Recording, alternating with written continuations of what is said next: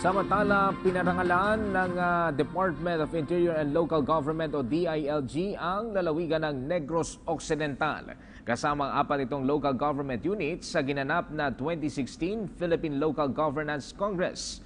Ito'y bilang tugon sa mahusay na pagtupad ng mga programa sa larangan ng financial administration, social protection, disaster preparedness, business friendliness and competitiveness, peace and order and environmental management. Tumanggap ng Seal of Good Local Governance Award ang mga syudad ng Sagay, Silay at San Carlos, kabilang naman ang munisipalidad ng Pontevedra.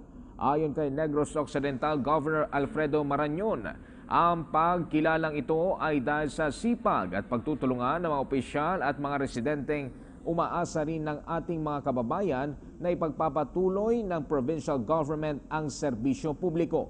7 milyong piso ang makukuha ng lalawigan na ilalaan para sa pagsasaayos at pagpapaunlad ng mga programa at proyekto nito, habang 5 milyong piso at 3 milyong piso ang matatanggap ng bawat syudad at munisipalidad.